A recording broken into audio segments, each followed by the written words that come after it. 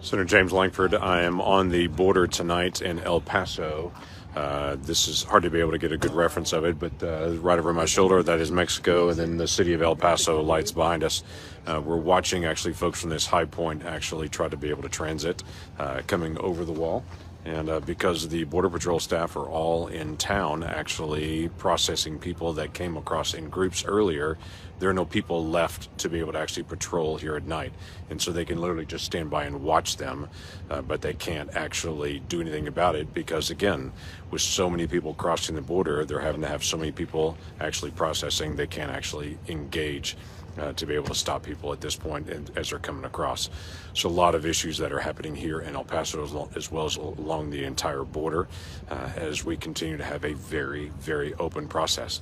Biden administration has made a comment that they do want to put out a rule to be able to do this. That rule will probably take 18 months to be able to go through, but we've got to be able to see some action here because we've got to be able to see this come to a stop. Katie Britt here. Just touched down in Texas and I'm about to head to get an operational briefing. We will be visiting with leaders from the National Border Patrol Council, the Texas Department of Public Safety, among others. After that, I think we're going to head on down to the border so that we can get a firsthand look at the human and drug trafficking hotspots just right there along the border. So please follow my official account at @SendKatieBritt on Twitter, on Facebook, on Instagram, so you can keep up with this border trip and everything else that I'm going to be doing in the United States Senate to defend America's future. Thank you again, and I'll talk to y'all tomorrow. So we're just finishing up our day at the border in El Paso.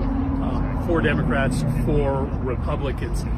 My hope is that this trip is the foundation for some real important discussions in the Senate between Republicans and Democrats about how we can fix laws that are fundamentally broken.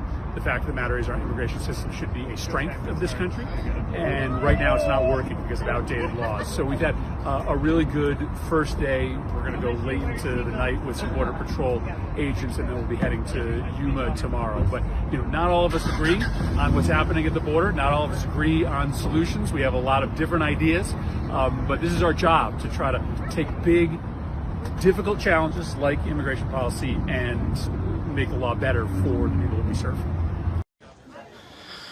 Senator Lankford here. I'm in Yuma, Arizona today. This is a spot I've been at before, but this is one of those gap areas where there's a 7-mile gap in the fence that is actually on down the fence a little bit farther to our west. There's actually 3 other major gaps that are in the fence. Amazingly enough, after 2 years of pounding away on the Biden administration, they are closing the gaps that are off to the west.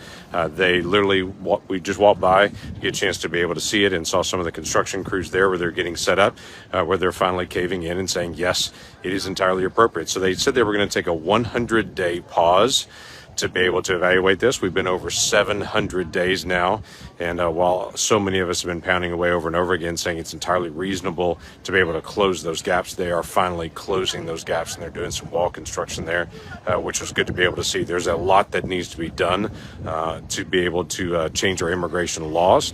That needs to be done right away, but there's a lot that the administration can do to be able to slow down the flow that's actually happening right now in our country. They need to take the action that needs to be done at that spot as well.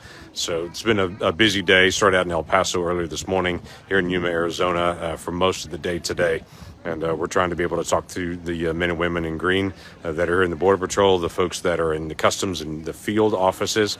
And we've got a lot more to be able to go today to be able to track this down and to be able to show the administration here are things that really can change. We're here on the banks of the Rio Grande. The sun is just coming up here in Eagle Pass. And around us is clothes from children. There are these water bottles that they put a drug water liquid in. But people have tried to cross across the Rio Grande during the night. They'll do it during the day. They shed their clothes here on the banks, and then they try to get to a Border Patrol agent to claim asylum. So this is our second stop this morning, and as she was mentioning, looking here at the Rio Grande, they told us about a 7-year-old little girl that they pulled out right here from this water who had drowned. You look at what we're looking at with the Abbott fence, because the federal government has not done its job in securing the border. The failed policies of the Biden administration, Governor Abbott has had to put this fence up to help keep his citizens safe and his community strong. And that's what we need to be doing as a Absolutely. This is nation. private property. It is a pecan farm here in Eagle Pass. And these property owners have lost the ability to use their property because the cartels are bringing people across the river and crossing them here.